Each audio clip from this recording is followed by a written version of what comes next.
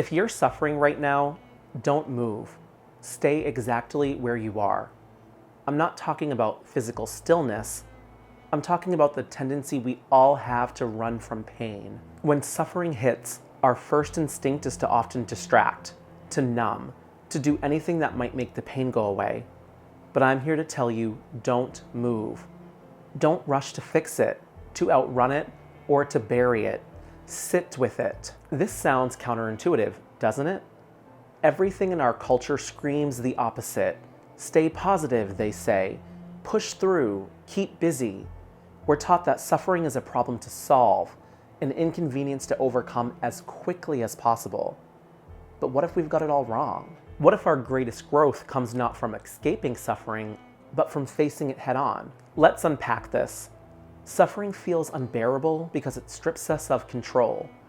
It exposes our vulnerability, our helplessness.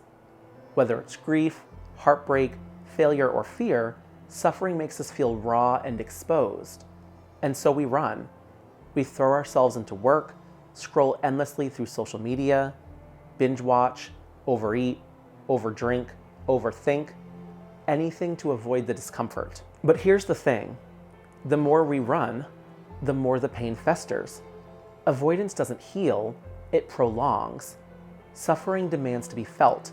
It's like a wound that won't close until we stop and tend to it. If you're suffering right now, I want to invite you to stop running. Don't move an inch. Stay in the stillness of your pain, even if it feels unbearable.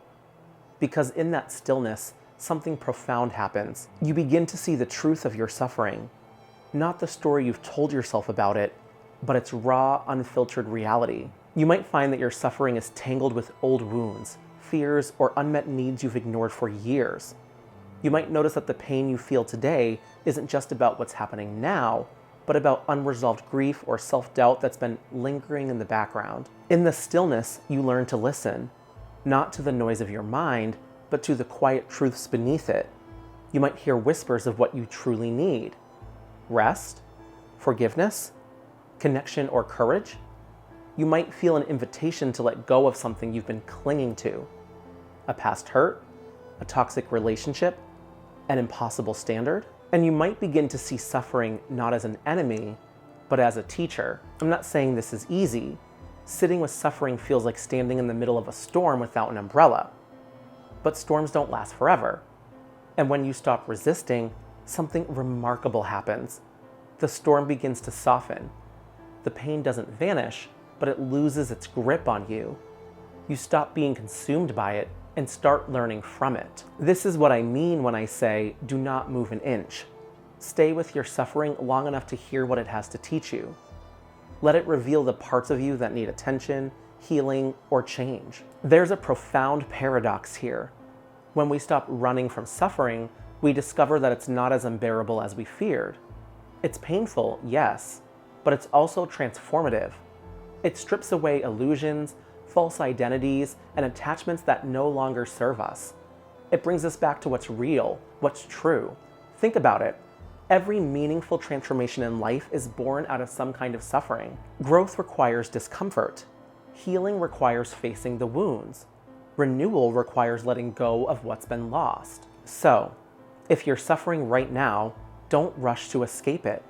Don't tell yourself you have to stay strong or move on.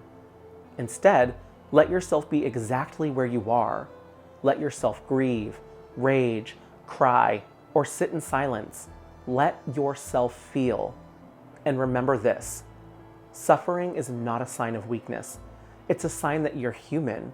It's a reminder that you're alive, that you're capable of deep love, and that you care deeply about something or someone. The beauty of suffering is that it connects us to ourselves and to each other. When we allow ourselves to sit with our pain, we develop a deeper compassion for others who are also hurting. We begin to see that suffering is universal and that it's part of the human experience. This doesn't make the pain go away, but it changes our relationship with it. Instead of seeing suffering as something to fear, we begin to see it as part of the journey. We begin to trust that it's leading us somewhere, to growth, to healing, to a deeper understanding of who we are and what we value. So, if you're suffering right now, don't move an inch. Stay with it. Listen to it. Learn from it. Because on the other side of that stillness, you'll find something more powerful than the pain. Resilience, clarity, and a deeper connection to your own strength. If this video resonated with you, then make sure you subscribe to the channel and watch one of my other videos on the side of the screen. Thank you so much for spending your time with me today, and I'll see you next time. Bye-bye.